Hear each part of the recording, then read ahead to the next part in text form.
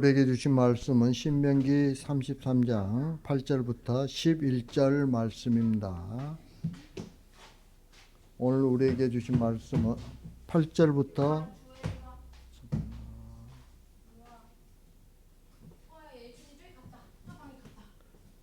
11절 말씀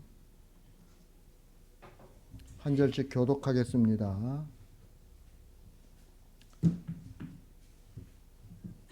레이에 대하여 일러스되 주의 둠밈과 우림이 주의 경건한 자에게 있도다. 주께서 그를 마사에서 시험하시고 무리바 물가에서 그와 다투셨도다. 그는 그의 부모에게 대하여 이르기를 내가 그들을 보지 못하였다 하며 그의 형제들을 인정하지 아니하며 그의 자녀를 알지 아니한 것은 주의 말씀을 준행하고 주의 언약을 지킴으로 말미암음이로다. 주의 법도를 야곱에게 주의 율법을 이스라엘에게 가르치며 주 앞에 분향하고 온전한 번제를 주의 제단 위에 드리리로다. 여호와여 그의 재산을 풍족하게 하시고 그의 손의 일을 받으소서. 그를 대적하여 일어나는 자와 미워하는 자의 허리를 꺾으사 다시 일어나지 못하게 하옵소서. 아멘. 자, 오늘 말씀은 유다에 이어서 레이를 향한 축복의 말씀입니다. 하나님은 복을 주시기에 말씀하시는 것이 아니라 무엇이 복인가의 가를 말씀하고 있습니다. 따라서 우리는 절대로 복을 받으려는 탐욕으로 말씀을 대해서는 안 되는 거예요.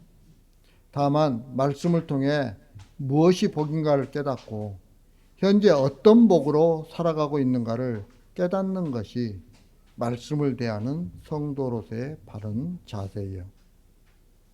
내가 이미 복 안에 있고 복으로 살아가고 있음을 알게 된다면 또 다른 복이 필요하지 않겠죠. 우리 인생의 배후에는 하나님이 계세요. 그렇기 때문에 인생을 스스로 책임지려는 사람이나 인생을 하나님께 맡기고 하나님의 인도하신 대로 따라가는 사람이나 결국 하나님의 손에 의해 순간순간이 결정되어지는 그런 삶을 살고 있다는 사실을 우리는 기억해야 할 것입니다. 자, 그럼 오늘 말씀이 우리에게 주는 교훈이 무엇인지 알아보도록 하겠습니다. 먼저 8절 9절 말씀입니다. 8절 9절 말씀 다 같이 한 목소리로 다 같이 시작. 레이에 대하여 일러스되 주의 둠밈과 우림이 주의 경건한 자에게 있도다. 주께서 그를 마사에서 시험하시고 무리바 물가에서 그와 다투셨도다. 그는 그의 부모에게 대하여 이르기를 내가 그들을 보지 못하였다 하며 그의 형제들을 인정하지 아니하며 그의 자녀를 알지 아니한 것은 주의 말씀을 준행하고 주의 언약을 지킴으로 말미암음이로다. 아멘. 이 말씀은 레위 지파가 하나님의 말씀을 순종하기 위해서 부모, 형제, 자식을 주겠다는 뜻이죠. 그런데 그것이 하나님 보시기에 칭찬이 된다는 거예요. 그렇다면 오늘날 성도들도 하나님의 말씀에 순종하기 위해서 부모, 형제, 자식들을 죽이는 그런 행동을 할 수도 있다는 것도 되죠. 그리고 그것이 곧 복된 자의 자리에 있다는 뜻인 것으로 생각할 수도 있죠. 그런데 문제는 하나님이 칭찬하신다는 것은 단지 우리의 행동을 칭찬하는 것이 아니에요. 하나님이 칭찬하신다면 그것은 하나님의 마음과 일치되었다는 뜻이죠. 하나님이 우리가 하는 것들, 생각하는 것, 행동하는 것들이 하나님의 마음과 일치되었을 때, 하나님의 마음에 합할 때, 그럴 때 하나님께서 칭찬하시는 거죠. 따라서 레위 지파가 말씀에 순종하기 위해서 부모, 형제, 자식을 죽인 것은 하나님의 마음에 일치된 거예요. 그리고 하나님의 마음과 일치된 마음으로 산다는 것 자체가 이미 복 안에 살고 있는 것이 되는 거죠. 이 축복의 비밀을 누가 알겠느냐는 거죠. 다시 말하면 자기 인생의 성공의 모든 목표와 목적을 두고 살아가는 사람이 하나님의 마음에 관심이 있겠으며 또 하나님의 마음으로 살아가게 되었다는 것으로 기뻐하고 즐거워할 수 있느냐는 거예요.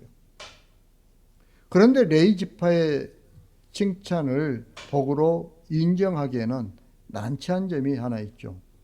그것은 말씀 때문에 부모, 형제, 자식을 죽인 것을 칭찬하셨다는 거예요. 하나님께서. 그런데 이 말씀은 과거의 사건을 배경으로 하고 있죠. 출애굽기 32장에 보면 모세가 하나님께 율법을 받기 위해서 시내산으로 올라가요. 그리고 나머지 사람들은 산 밑에서 모세를 기다리죠. 문제는 모세가 40일이 지나도 더디 내려온다는 거죠.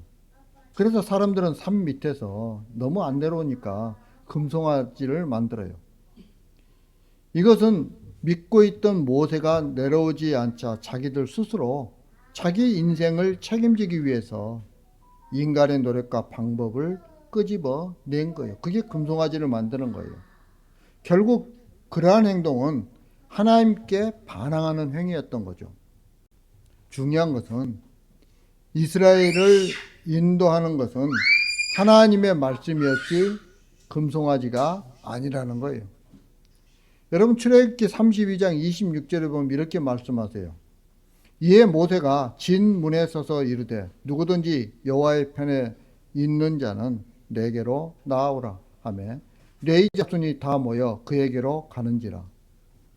여러분 이 말씀은 여호와의 편에 서서 여호와의 인도를 받을 자와 금송아지를 만든 것처럼 계속 인간 스스로의 힘으로 인생을 책임지며 살아가는 자를 구분하는 거예요.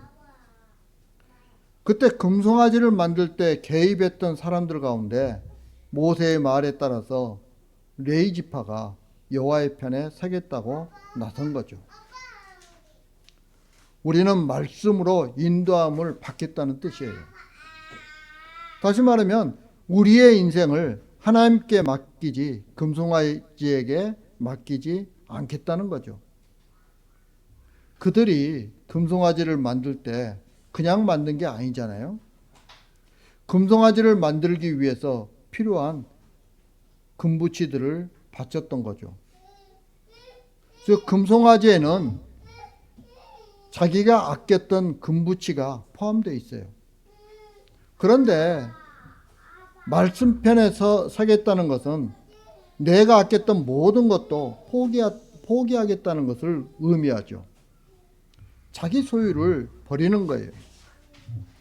하나님이 계신다면 내가 아꼈던 것도 아무것도 아니라는 거예요.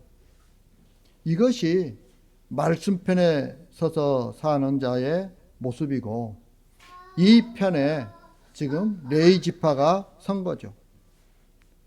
그러나 그것으로 끝난 것이 아니라 하나님께서는 여호와의 편에 서지 않고 금송아지 편에 선 자들을 모두 죽이라고 합니다.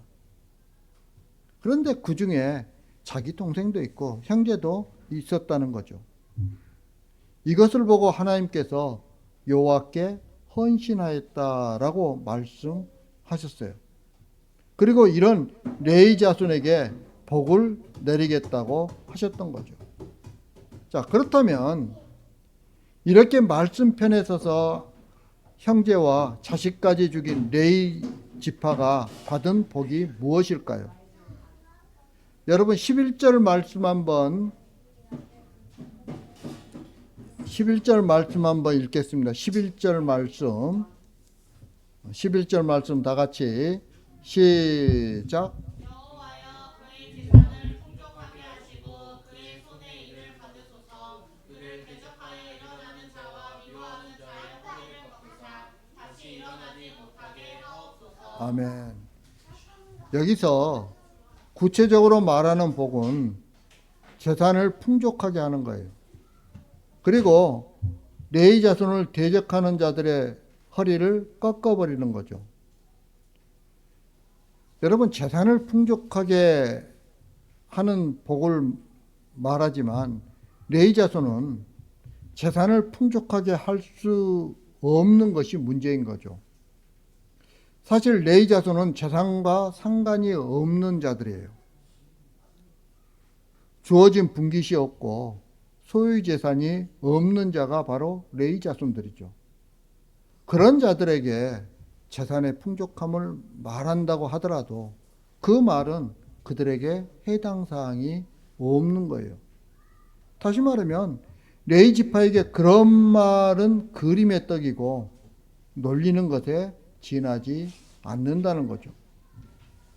문제는 이렇게 생각하는 것은 단지 재산을 세상의 돈으로 부유해지는 소유물로 생각하기 때문에 오는 혼란인 거죠. 재산이 많다는 것은 세상에서 힘이 돼요. 그죠? 세상에서 재산 없는 가난한 사람과 재산 있는 부자들하고 누가 더 힘이 세요? 부자가 더 힘이 세는 거예요. 세상에서 힘이 돼요. 결국 재산을 풍족하게 한다는 것은 힘 있는 자가 되게 하겠다는 거죠. 이것은 그를 대적하여 일어나는 자와 미워하는 자의 허리를 꺾는다는 말을 통해서도 알 수가 있어요. 그렇게 하는 사람이, 어떤 사람이 그렇게 할 수 있어요? 힘 있는 자가 그렇게 할 수 있는 거죠. 여기서 말씀을 다시 정리하면 레위 자손을 축복하셨다는 생각부터 버려야 하는 거죠. 만약 레위 자손을 축복하셨다면 말씀편에 서서 형제 자식을 죽인 사람들만 아니라 대대로 레위 자손이라면 조상의 행위 때문에 복을 받아야 하는 거죠. 이렇게 되면 복은 혈통으로 이어지게 되는 거죠. 그러나 복은 혈통으로 이어지는 것이 아니라 정신으로 이어지는 거죠. 즉 말씀편에 서서 자기의 모든 것을 포기하고 부모 형제까지 죽이는 그 정신을 따라갈 때에만 복이 주어진다는 거예요. 왜냐하면 그들이 바로 레위 자손이기 때문에 그런 거예요. 따라서 축복이란 내 집안이 잘 되고 내 사업이 잘 되는 것을 말하는 것이 아니에요. 여호와의 편에 서서 말씀이 인도하고 말씀이 주관하고 말씀이 활동하고 말씀이 대우받는 그런 가정이 되기 위해서 어떤 희생도 감수하는 인간이 되는 거죠. 이것을 복이라고 말하는 거예요. 왜냐하면 말씀이 우리를 인도할 때 말씀을 따라서 하나님 나라에 들어가는 자가 되기 때문에 그래요. 내가 말씀에 순종할 때 어떻게 되는 거예요? 하나님 나라에 들어갈 수 있기 때문에 그러는 거예요. 그래서 우리는 영원한 생명으로 인도하는 말씀편의 선 자가 되었다는 것은 영원한 생명에 서 있는 결과가 되기 때문에 복이라고 말하는 거죠. 영원한 생명이란 우리가 죽어서 결정되는 것이 아니라 지금 현재 말씀편에 서 있는가 아니면 말씀 밖에 서 있는가로 이미 결정되어 있는 거예요. 이 땅에도 이미 결정되어 있는 거예요. 세상에 살 때부터 말씀편에 서지 않으면 그는 레위 자손이 아니고 복과도 거리가 먼 자라고 할 수밖에 없는 거죠. 8절에 보면 주의 둠밈과 우림이 주의 경건한 자에게 있도다라고 이렇게 말씀하고 있어요. 둠밈과 우림은 이스라엘을 판단하는 기구이죠. 즉 이스라엘을 판단할 수 있는 자는 주의 경건한 자라는 뜻이고 경건한 자는 말씀편에 서서 부모와 형제까지 죽일 수 있는 정신을 가지고 있는 자를 의미하는 거예요. 이런 정신으로 세상에 오신 분이 예수님이세요. 그래서 우리는 예수님으로 판단을 받을 수밖에 없는 거죠. 예수님은 오늘 우리에게 물으세요. 너희가 말씀편에 서서 말씀을 위해서라면 부모 형제도 포기할 수 있는 정신으로 살고 있느냐고 우리들에게 묻고 있죠.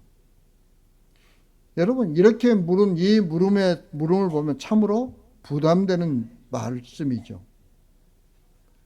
이것은 실제로 부모 형제가 말씀을 벗어나면 죽이라는 그런 뜻이 아니라 말씀 편에 서서 말씀이 아닌 것은 모두 하나님의 원수된 것으로 여길 수 있느냐는 것을 지금 우리에게 묻고 있는 거예요.